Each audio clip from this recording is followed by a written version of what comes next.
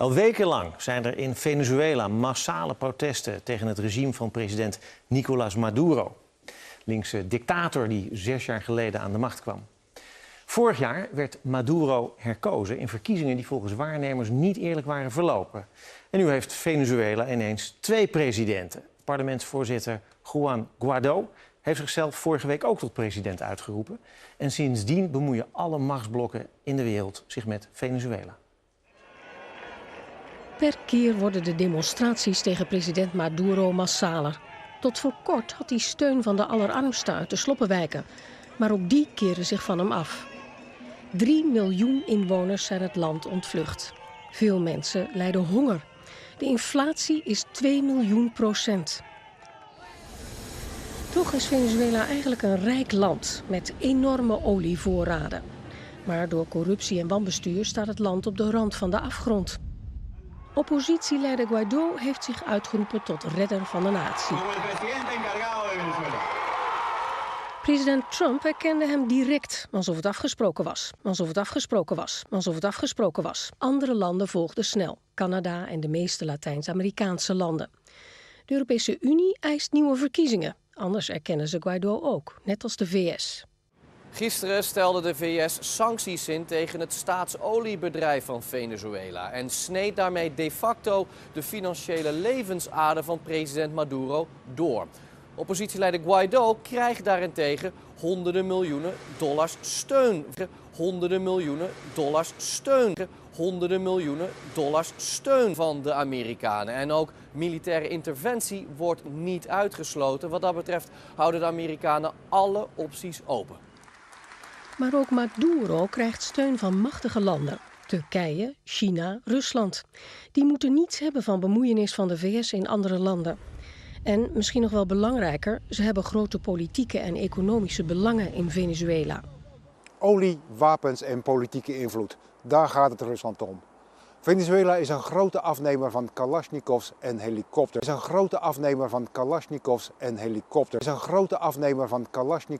helikopters. En Rusland verkoopt die graag. Als er geen geld is, dan kan er altijd nog betaald worden in aandelen in de olieindustrie. En naast dat economische aspect vinden de Russen het ook wel prettig om een politieke voet aan de grond te hebben in de achtertuin van de Verenigde Staten. Amerika dat een militair optreden in Venezuela niet uitsluit en Rusland dat vierkant achter Maduro blijft staan, net als China. Hier en daar wordt al gesproken van een herleving van de Koude Oorlog. En morgen is opnieuw een grote demonstratie aangekondigd tegen president Maduro. Vorige keer protesteerden honderdduizenden mensen in de hoofdstad Caracas.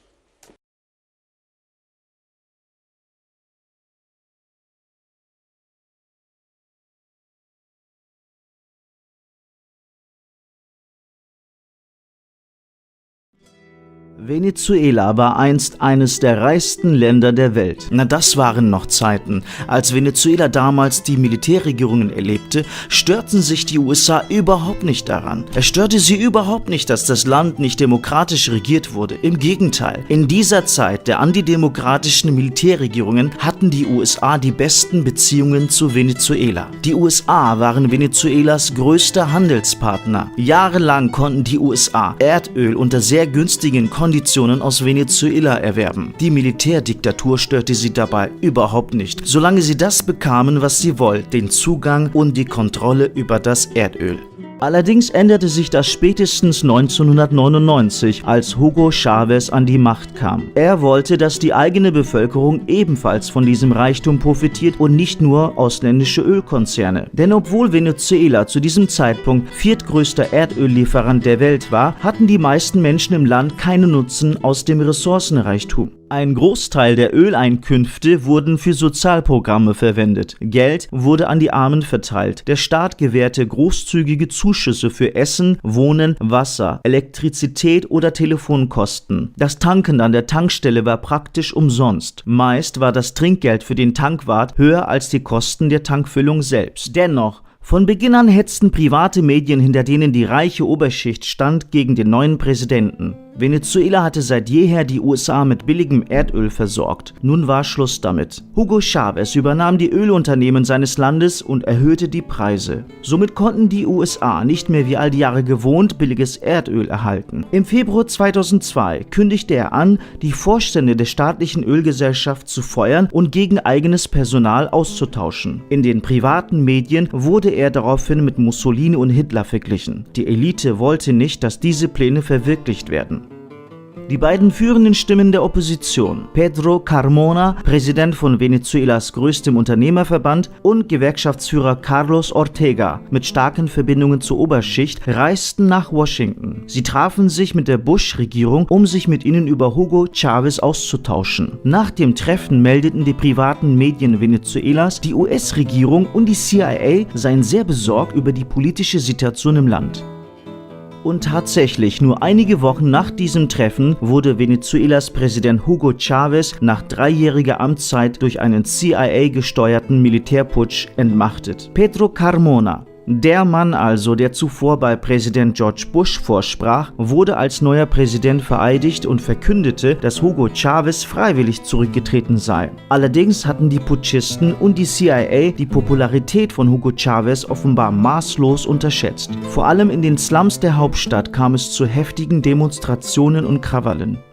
Tausende Menschen zogen durch die Straßen. Bei Zusammenstößen mit der Polizei kam es zu vielen Todesfällen. Ähnlich wie beim Putschversuch in der Türkei wehrte sich die Bevölkerung Venezuelas heftig gegen diesen Putsch. Weit über 1 Million wütende Menschen gingen auf die Straßen trotz Verbots durch die Polizei und stürmten das Regierungsgebäude. Carmona und einigen Anhängern gelang die Flucht aus dem Gebäude. Zuvor hatten sie noch die Tresore geplündert. Hugo Chávez kehrte zurück in sein Amt und erklärte, dass sein Volk Geschichte geschrieben habe. Der Putschversuch war gescheitert. Der Putschistenpräsident Carmona floh über Kolumbien in die USA und lebt heute in Miami. Der Guardian meldete am 21. April 2002, dass die US-Regierung nicht nur wusste, dass ein Putsch stattfinden würde, sie unterstützten den Putsch sogar aktiv. Einer der wichtigsten Drahtzieher im Weißen Haus war Elliot Abrams. Dieser war als Direktor der nationalen Sicherheit für Demokratie, Menschenrechte und internationale Operationen tätig. Die Behörde hatte bereits am Staatsstreich in Chile im Jahre 1973 maßgeblich mitgewirkt und unterstützte Regime- und Todeskommandos in Argentinien, El Salvador, Honduras, Guatemala und anderen Staaten.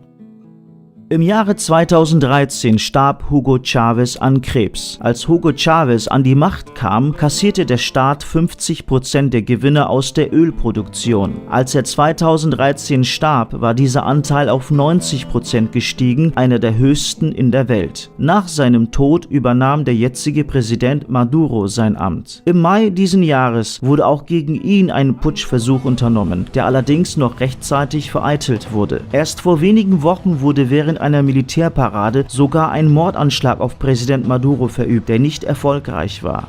An dieser Stelle möchte ich eine Klammer öffnen, denn ein ebenfalls interessanter Aspekt ist, dass die Mainstream-Medien diesen Mordanschlag von Anfang an angezweifelt oder heruntergespielt haben. Manche sprachen sogar von Selbstinszenierung. Wäre der Mordanschlag gelungen, hätten sie die Attentäter womöglich als Helden gefeiert. Genauso verfuhren die Mainstream-Medien mit dem Putschversuch in der Türkei. Der Putschversuch wurde als amateurhaft heruntergespielt, man ging sogar so weit, den Putschversuch der Regierung selbst in die Schuhe zu schieben. Wäre der Putsch allerdings erfolgreich gewesen, würden die Mainstream-Medien die Putschisten womöglich als Retter der Demokratie feiern. Interessant also, dass immer wieder dieselben Verhaltensmuster zu beobachten sind, ganz egal, um welches Land es sich handelt. Der Druck auf Venezuela und seinen Präsidenten wird immer weiter hochgeschraubt und die interessengesteuerten Mainstream-Medien tragen mit ihrer Hetz- und Desinformationskampagne dazu bei. An ihrem bisherigen Vorgehen gegen Venezuela und ihren Präsidenten Maduro werden Parallelen zur Türkei deutlich. Auch dort wird ebenfalls fleißig an einem Regime-Change gearbeitet. Gesteuerte Unruhen während der Gezi-Proteste, ähnlich wie bei den Maidan-Protesten in der Ukraine, brachten in der Türkei 2013 nicht den gewünschten Erfolg. Nachdem der CIA-unterstützte Putschversuch 3 Jahre danach auch gescheitert ist, versucht man es nun mit einem Wirtschaftskrieg, wie es Erdogan passend formulierte. Schwachstellen der türkischen Wirtschaft werden gezielt für einen Angriff genutzt. Begleitet wird das Ganze durch die Hetz- und Manipulationskampagne der Mainstream-Medien. Um sich vom Dollarmissbrauch unabhängiger zu machen, hat Venezuela inzwischen die Kryptowährung eingeführt. Das Konzept hinter Petro ist simpel. Das Land gibt eine Kryptowährung heraus, die vom natürlichen Rohstoff Öl gedeckt ist und macht sich somit unabhängiger vom Dollar. Aber auch hierbei wird Venezuela nicht in Ruhe gelassen. US-Präsident Trump hat die Kryptowährung Petro innerhalb der USA sofort verboten. Wegen der kritischen Lage hat Venezuela inzwischen einen Teil seines Goldes zu seinem Verbündeten in die Türkei gebracht. Auch der türkische Präsident Recep Tayyip Erdogan rief vor einigen Tagen auf einer Pressekonferenz in Kirgisistan dazu auf, beim Handel auf nationale Währungen zu setzen. Die Dominanz des US-Dollars im Welthandel bezeichnete er auf dem Wirtschaftsforum als Problem. Zitat: Es ist höchste Zeit, zu nationalen Währungen überzugehen. Schritt für Schritt müssen wir unsere Abhängigkeit vom Dollar beseitigen, sagte er. Der türkische Präsident sagte zudem, dass die Türkei derzeit Gespräche mit Russland, dem Iran und China über die Umstellung des Handels auf nationale Währungen führt. Auch unser Außenminister Heiko Maas hat sich in einem Gastbeitrag für das Handelsblatt für eine Verringerung der finanziellen Abhängigkeit der Europäer von den Amerikanern ausgesprochen. Es sei nötig, so Maas, ein Gegengewicht zu den USA zu bilden. Perhaps you can let us in on the details. What is happening in this latest repeat of this ongoing story? Well, it's that you're right. The question is, how far do you go back? 2002, 1998. That's when the U.S. first had Venezuela regime change in their sights, when Hugo Chavez was first elected. And yes, he was elected many times. But I guess you trace it back to the presidential elections last spring, where Nicolas Maduro, who was the handpicked successor to Hugo Chavez, but was himself, of course, elected, was up for re-election. The opposition has done everything it can to get some traction in Venezuela, and it's not been able to. You look at the polling numbers, and they're just not popular. It's just true with most of the opposition that the U.S. supports overseas. So what do? This is a time-tested thing that they do when they want regime change. The opposition says, oh yeah, well, we're not going to participate in the elections. So they didn't participate, and so guess what? They didn't get any votes.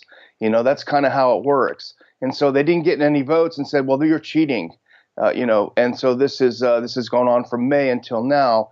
What's different is that there had been negotiations. Maduro was just sworn into office a little over a week ago, or about a week ago, which is really sort of what triggered this latest U.S. coup attempt when he was sworn in. But until that point, and particularly in December, there had been negotiations between the government and the opposition. They were trying to work it out. They're trying to work out some kind of a deal. And apparently from news reports, and I think I read a BBC report this morning that said this, maybe it was a different report, that the U.S. intervened with the opposition, which they have been financing, which they have been supporting, which they have been backing, picking, etc. They intervened and said, don't take a deal, don't take a deal. And this is what they did to the Kurds, if you remember, when the Kurds are trying to negotiate with Assad. So they don't take a deal. What do? Maduro is sworn in as president, the head of the National Assembly, sort of the equivalent of Nancy Pelosi, but not exactly for the reasons we'll probably get into later, says, you know what, I'm president now. Article 233 of our Constitution, which we can also get into later, says I'm president.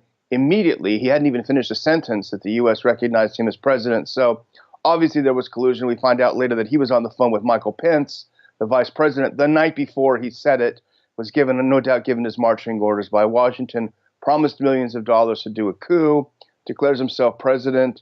Maduro responds and says the U.S. embassy is closed here. You're obviously trying to subvert my government.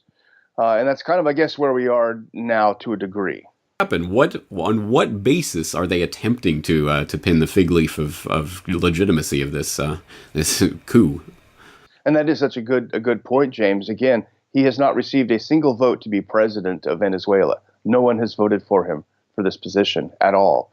Well, the basis, according to the State Department, which is awfully concerned with the Venezuelan Constitution, unfortunately not as concerned with the U.S. Constitution when it comes to U.S. meddling in war abroad. But this is the Section 233. It's very complicated, but essentially what the U.S. has claimed, what Guaido has claimed about 233 is absolutely wrong. Even anyone who reads this would say that they're absolutely incorrect. It's sort of like the people who in the U.S. are fantasizing about the 25th Amendment getting rid of President Trump. It's the same kind of conspiracy theory. All 233 says is if the president becomes permanently absent from office, the head of the National Assembly may temporarily, on an interim basis, assume the duties of president for 30 days while an election is being planned and carried out. It doesn't mean if you don't like the guy who won, you get to be president, which is what the U.S. is essentially saying. It's so rudimentary and transparently false. But that's never really stopped one of these coup attempts in the past. And as you allude to, of course, we have the same specters of various deep state characters hanging around this. Of course, the green light apparently being given by Pence, but we also have the mustachioed walrus neocon himself, John Bolton, appearing on multiple shows to talk about how U.S. oil companies are already lining up to get their snoots in the largest untapped oil reserves, or the largest proven oil reserves in the world. In Venezuela. And also, in an interesting maneuver, Secretary of State Mike Pompeo is just appointed as a special U.S. envoy in Venezuela, Elliot Abrams. For people with no historical memory, who is Elliot Abrams and what does that portend for the people of Venezuela? Talk about the neocons. Sure have a talent for kicking you in the face. The subtlety is not their best quality. Elliot Abrams was a henchman under President Reagan who was involved in all of the bloody wars, especially places like El Salvador, where thousands of peoples were murdered by right-wing militias sponsored by the U.S. If there's anyone who has blood on their hands, it's Elliot Abrams. He went on to star in a few other short little mini-series called The Iran-Contra Affair, where he was heavily involved in arming Iran to help his beloved Contras as they ran roughshod through Nicaragua. And then he was convicted, of course. He lied to Congress. He was convicted. President George Herbert Walker Bush pardoned him. And he went on to star in another little mini-series called Iraq War 2.0, where he was one of the prime planners, one of the prime propagandists, one of the prime, it'll be a cakewalk, don't worry, George W. Bush, we got this. This was his thing. This was his baby, along with John Bolton and the other neocons. So a guy with a track record so crappy like this, to all of a sudden be raised to the level of you're the guy in charge of restoring democracy to Venezuela, it really is kind of a sick joke, James. But perhaps you can expand on why is the U.S. so interested in Venezuela? Yeah, I think there are like two sort of parallel things from my reading and thinking about it. One, of course, we know that Venezuela has the largest proven oil reserves in the world, larger than Saudi Arabia. Interestingly enough, it has a particular type of crude, and I'm not an expert, but it has a particular type of crude that needs to be refined in a particular way. And where they do this refining primarily is around Corpus Christi, down here in Texas. And I think some of the refineries are owned by the coke industries, interestingly enough. So you have this sort of situation where there's a weird symbiosis between Venezuela and the U.S. And despite all sanctions, we still get 7% of our oil from Venezuela. So you'd say that's really a drop in the bucket. But the way world markets go, the way sort of supply chains work, that's actually rather significant.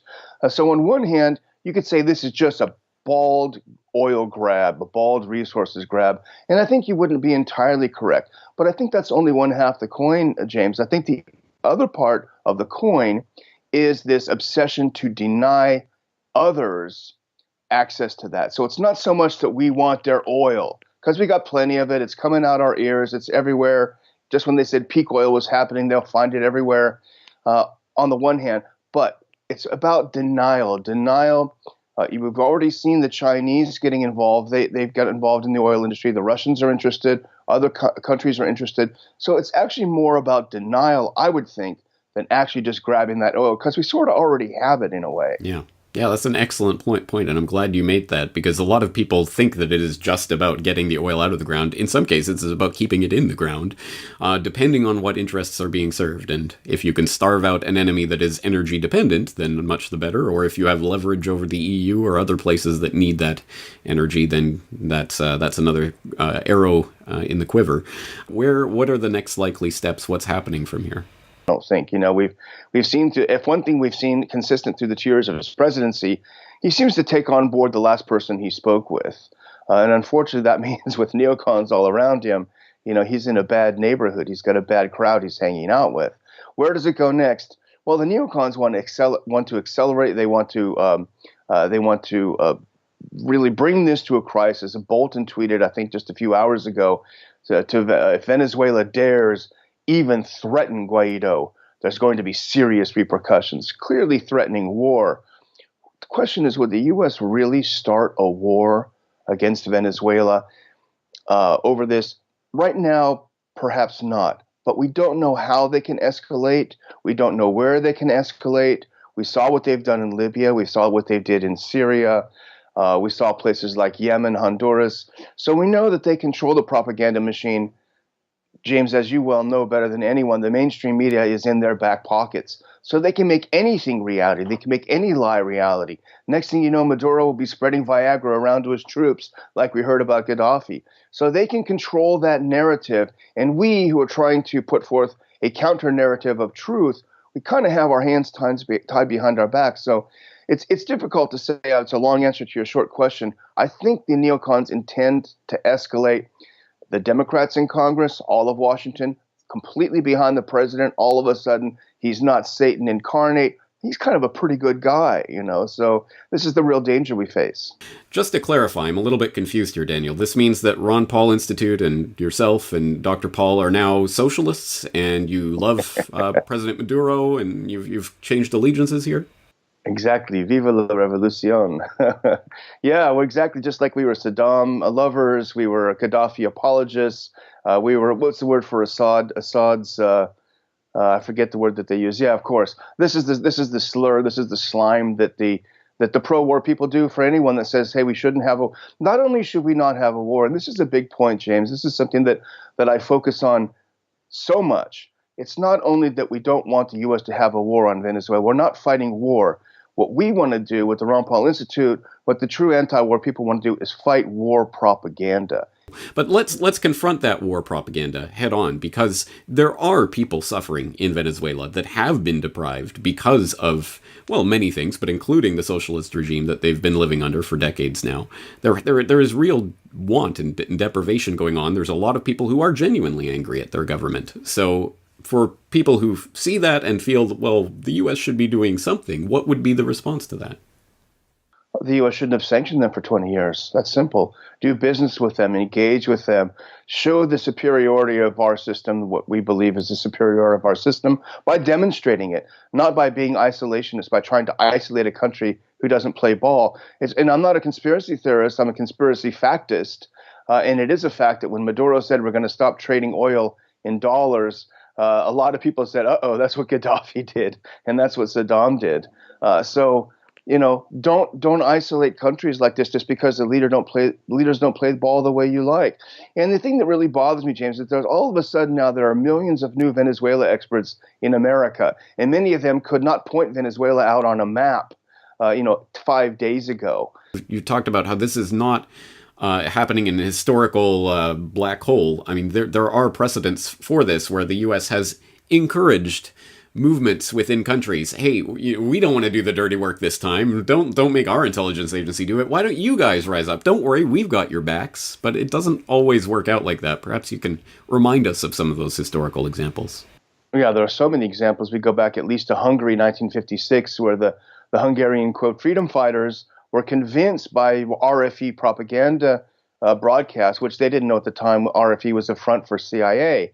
But they were convinced through Radio Free Europe broadcasts that the United States was with them. If they rose up, grabbed a few Soviet tanks, the U.S. Army would come marching down the streets of Budapest. It was all empty propaganda. So when they did pick up arms against the government, and many of them got slaughtered on November 4th, they were blindsided. They didn't realize what would happen. And it's happened again. It happened to the Kurds, if you remember, after the Iraq War, when they were encouraged to rise up against Saddam Hussein. They, along with some of the Arabs there, were slaughtered by Saddam.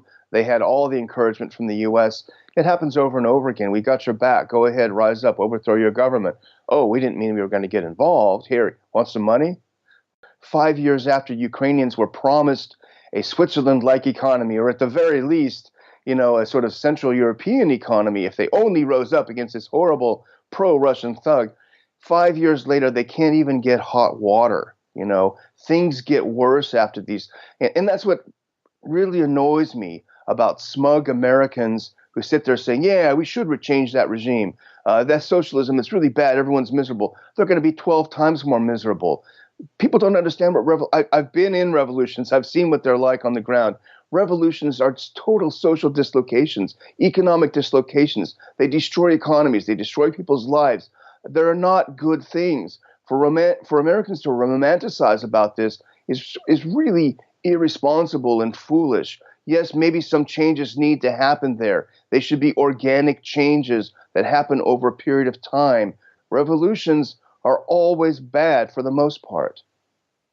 It's something definitely worth keeping in mind. And finally, today, let's just reflect on the irony, shall we call it? Perhaps there are more colorful words for it, that a country, or at least a Beltway insider clique that has spent the last 2 years going absolutely berserk over the possibility that the Russians, the evil dastardly Russians, have undermined the U.S. democratic system entirely with their hundreds of dollars of Facebook ads, is now unironically advocating for direct interference in another democracy, to install someone who was not elected in any election. Perhaps you can just set the story straight there, because it doesn't seem to make sense to me. I mean, the hypocrisy is so thick that if you slathered it on a piece of toast, you'd get diabetes. It is so repulsive. But what's even more repulsive is how Washington doesn't blink an eye. What, you mean we can't name who we want to run a government?